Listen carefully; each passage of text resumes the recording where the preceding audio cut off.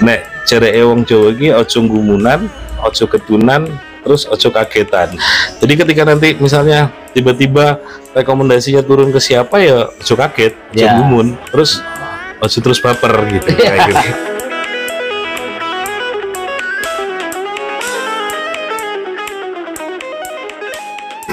Anda sebagai mantan komisioner Bawaslu ya. Iya. Dan saat ini mencalonkan diri sebagai bakal calon wakil Bupati Pringsewu. Iya. Kalau melihat janji-janji politik semua calon, itu kan mayoritas semuanya memajukan Kabupaten Pringsewu. Iya. Kalau versi sampean Mas, terkait dengan kemajuan Pringsewu itu yang seperti apa dan harus bagaimana? Pringsewu itu bisa maju dengan sendirinya loh Mas. Maksudnya? Kan ya selama ini kan Pringsewu kelihatannya ya sudah maju kan dibanding dengan kabupaten-kabupaten yang lain gitu. Maksudnya dari sisi ekonomi, pertumbuhan ekonomi dan lain sebagainya, SDM dan lain sebagainya sudah maju. Ya versinya mungkin lain-lain ya. Versinya pengen majuin, pengen Pringsewu lebih baik itu kan. Ya artinya pengen lebih dari hari ini yang ada di Pringsewu. Nah, kalau menurut saya agak lumayan kompleks, tapi intinya satu, Pringsewu itu kalau pengen maju, benar-benar maju itu pemimpinnya harus lebih mendengar. Jadi saya sendiri secara pribadi nggak pernah punya janji apapun dengan pencalonan ini ya, maksudnya ataupun janji politik yang begini, Pringsewu bakal begini, tapi saya pengen nanti saya itu lebih mendengarkan apa yang menjadi kendala di masyarakat, apa yang menjadi masalah-masalah dan lain sebagainya. Hal-hal kayak gitu itu kan yang sebenarnya bisa dirumuskan jadi kebijakan setelahnya. Betul. Nggak cuma dengerin doang. Ya. Yang banyak kan dengerin doang, udah dengerin, oh ya udah. Besok lupa gitu.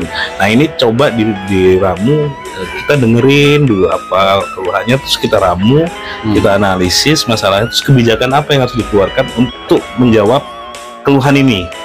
Gitu kan banyak hal yang infrastrukturnya dianggap banyak orang yang menilai dari sisi lain belum maju, tapi tidak tahu penyebab infrastruktur ini tidak terbangun atau tidak adanya infrastruktur ini kenapa gitu.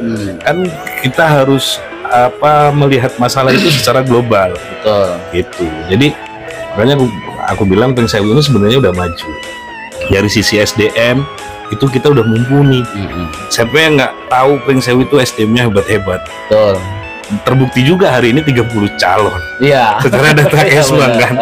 Itu udah menunjukkan bahwa Pringsewu itu hebat-hebat. Selain satu orang internal dari dalam Kabupaten Pringsewu maupun orang yang datang dari kota lain datang ke sini melihat bahwa Pringsewu ini hebat.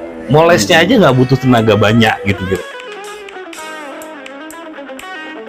Kalau terkait perekonomiannya Mas, Pringsewu itu sejak tahun, kalau saya baca ulasan sejarah gitu, maksudnya baca mundur ke belakang tahun 90-an, tahun 80-an, Pringsewu masih Lampung Selatan, pusat ekonominya justru kan di sini. betul. Pusat perekonomian Lampung Selatan dulu, pusat perekonomian di sini, di Kalianda, Natar, salah satunya Pringsewu. Tanggamus pun begitu. Artinya dengan Pringsewu mekar sendiri pun perekonomiannya udah bagus. Dari sisi perekonomian sayangnya Pringsewu memang hari ini tidak ada perusahaan-perusahaan yang besar yang mampu menunjang perekonomian pemerintahan. Nah, peningkatan PAD dan lain sebagainya. Program pemerintah pusat bisa dijadiin contoh. Jadi kebetulan kan pemenang pemilu kemarin punya program yang hilirisasi ya. Hilirisasi. Nah, hilirisasi itu bisa dijadiin project tersendiri atau misalnya fokus tersendiri nantinya untuk peningkatan PAD ke depannya. Terkait dengan PAD kan memang sementara ini masih hangat dibicarakan lah ya. Pringsewu ini kan PAD-nya sangat kecil. Ya. Kalau menurut sampean untuk meningkatkan PAD itu solusinya gimana tuh Mas? Banyak banget sebenarnya solusinya. Hilirisasi ini menjadi salah satu yang bisa kita ambil gitu untuk peningkatan PAD. Contohnya gini, misal aja buatlah pemerintah itu kebijakan terkait tentang contoh di pupuk. Misalnya Pring Sewu punya perusahaan pembuatan pupuk, baik itu pupuknya diomong organik atau non organik atau apalah. Nah, semua kelompok tani dan lain sebagainya harus ngambil pupuk di sini. Tapi harus buat perusahaannya dulu. Boleh itu swasta ataupun dari pemerintah daerah. Tapi saya lebih berasumsi hilirisasi ini adalah untuk lebih ke swasta. Nantinya akan ada DBH. Contoh gini, Bang, Mas Agus. Jadi di beberapa daerah PAD-nya kecil. Ya. Tapi dana bagi hasil dari perusahaan-perusahaan swasta itu lebih besar dari PAD. Bahkan ada salah satu daerah di Indonesia ini yang PAD-nya itu hampir 4 triliun. PAD aslinya dari pajak dan lain sebagainya itu hanya nggak ada 1 triliun, 800 M-an gitu berapa. Sisanya DBH. Dari mana itu? Dari perusahaan-perusahaan swasta yang berdiri di situ. Perusahaan apa di situ?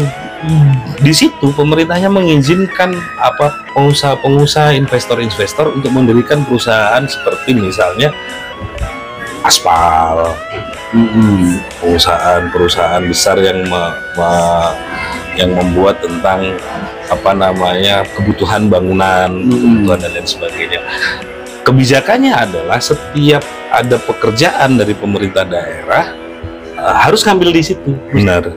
Dan ya itu supportnya memang dari perusahaan-perusahaan swasta itu kan. Kalau perusahaan swasta masuk mendirikan perusahaan yang memang perusahaannya itu mensupport kegiatan pemerintahan atau pembangunan di kabupaten, makanya ada simbiosis mutualisme di situ. Dan nantinya ada dana bagi hasil.